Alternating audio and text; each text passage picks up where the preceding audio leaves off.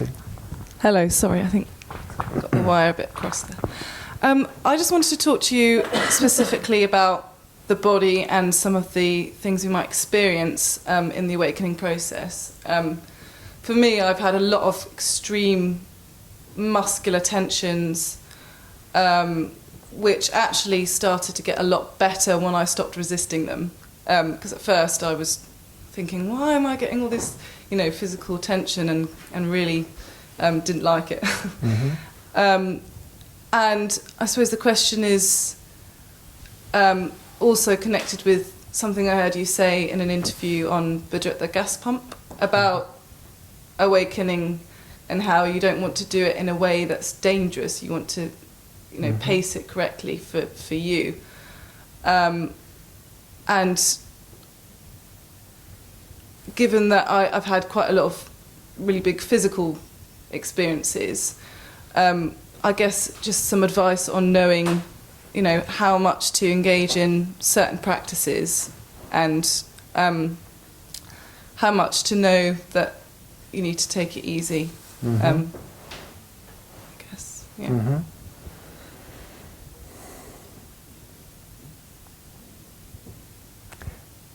I don't know exactly what practices you are involved in, so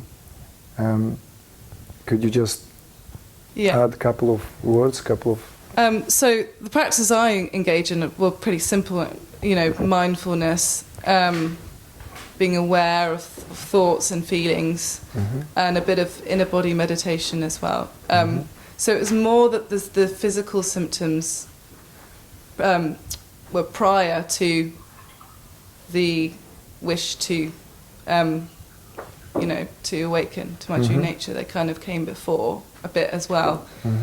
But I do see them as linked. Sure, and when you say tensions, when you started, those tensions, when do you experience when these tensions arise? When exactly? What are they? Are they arise on their own, or they arise, let's say, with more emphasis, with more intensity when there is, let's say, what takes place? Because I want to see where your question comes from, because I understand your question is very practical, that relates to yourself. Yeah.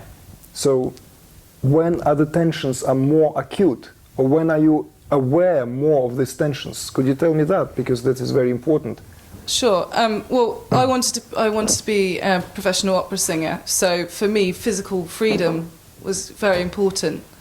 And it seemed to be the more I would tune into wanting physical freedom, the worse that got. And then, speaking from now, it has got less, the physical tensions are much less prominent. But I do still experience it. And there are other symptoms as well, with just strong energies. And it's just knowing, is there anything I should do practically, like eating or something differently? Or well, about eating, would be good if you just connect to me via some of my existing works, because it's something that would have to be guided towards what is relating to your, let's say, physiological setup. But yes, I can relate very much to what you're saying, because in all awakenings, what it is, it's realignment of energy, and that energy, the way that energy expresses itself through the body, while it pushes or squeezes out of the body that which inhibits the natural state of this body to embody consciousness on that level where human, let's say, being is designed to embody consciousness, right? So it's preparing the body, literally preparing the body on energetic level to be more capable to transmit high frequencies, as simple as that, high forms of energy, high states of consciousness. Because, like Maharishi Mahesh Yogi, when he was asked by Rick Archer, by the way, who was the interviewee, so why don't you just, Rick was a chickie, he was young, and when they were doing the TM teaching training course in Mallorca, he said, Maharishi, why don't you just awaken us? And Maharishi said, well, then I would need 6 strong men to hold you down. You know, so it's, it's a very, very, you know, it's a bit like that.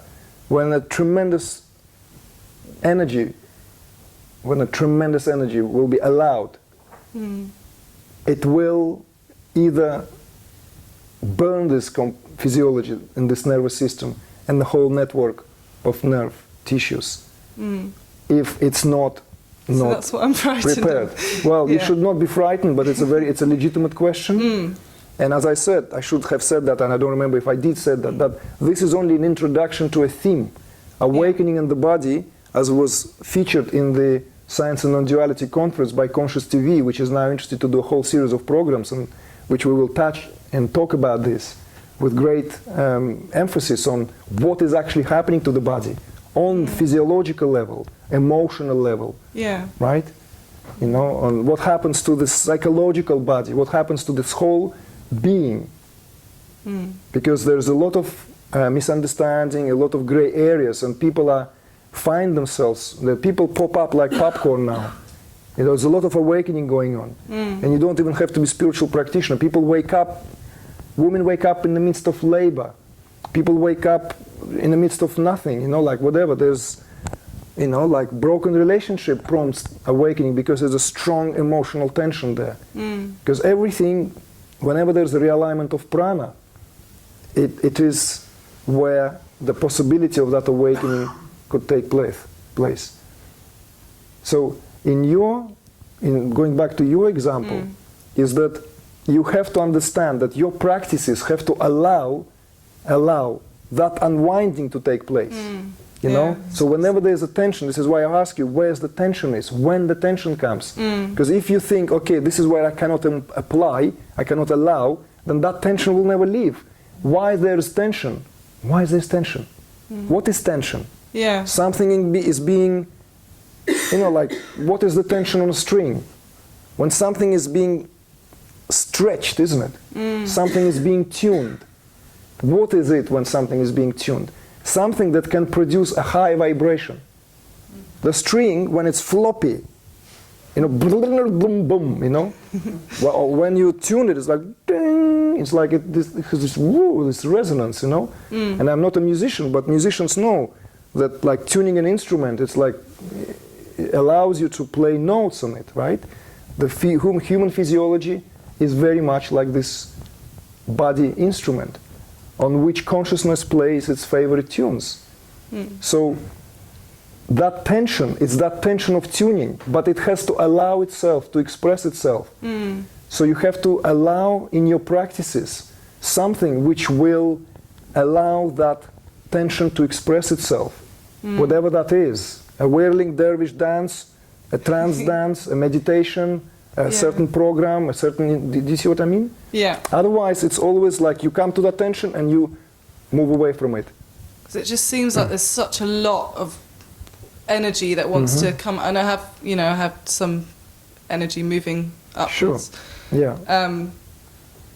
And often I get a lot of movements sort of in a sort of sleep state where I just experience intense vibrations, and I guess what I want as well is reassurance that there's nothing I'm doing wrong necessarily that's going to damage me. But you're suggesting I should do some more movement-based.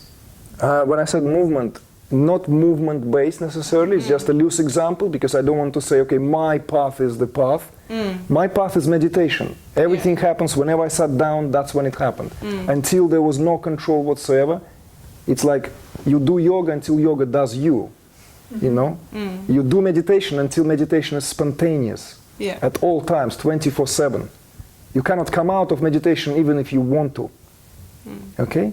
So this is, in a way, but I don't want to say that's the only way. That's the only, you know, like, but of course, this is very, let's say, proven and safe way, because that when consciousness allows to move in the body as movement, because body is still, body is allowed that. And to confirm you that there's nothing wrong with you and nothing to be afraid is because it's not that something happening to you. Let's put it in a different qualitative context. It's God moves through you. That's what awakening really is. It's God that moves through you. It's that energy, that divine energy that is moving through you. That divine energy, that's what creates that movement, that internal movement, that what you experience in sleep, in waking state.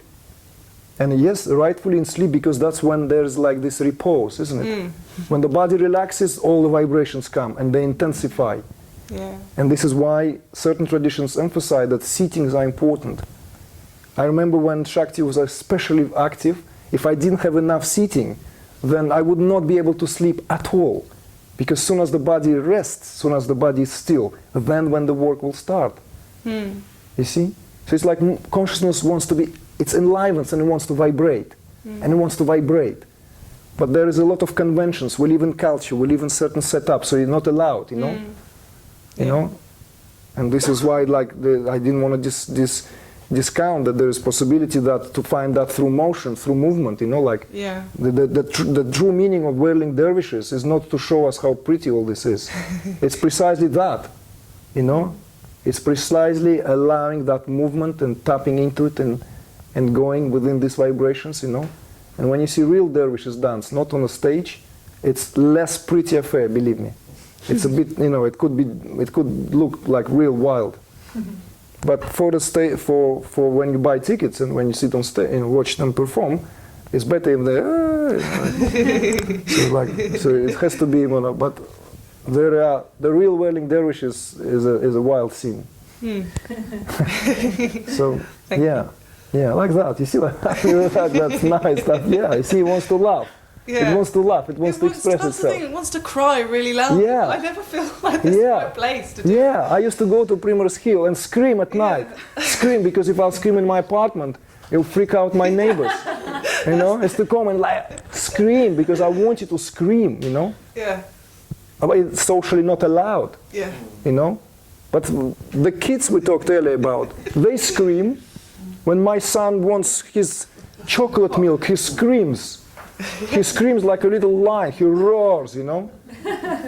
That because to him it's allowed. He's 3 years old. So you have to allow yourself that, you know. Allow yourself that. Allow it to happen, you know. Allow it to, you know, to come out. You know, it wants to come out, and the way it will come out is always beautiful, no matter which way it comes out, because that's, as I said, it's energy, divine energy moves in the body. What can be more beautiful than that? It cannot be ugly. It cannot be, you know, not pretty. It cannot be. It's more than pretty. It's more than beautiful. It's beauty itself. That freedom, you know, that freedom that wants to experience itself, you know, that openness, that complete expansion. It wants to cry, you know. Yes, it wants to cry. It wants to, like, you know, it wants to just, you know, don't hold it. It wants to come out, isn't it? Yeah. It wants to come out. Yeah. I think crying is one of the best ways. Yeah. The best way to let it all out is crying. Just cleanse it. Yeah. Oh,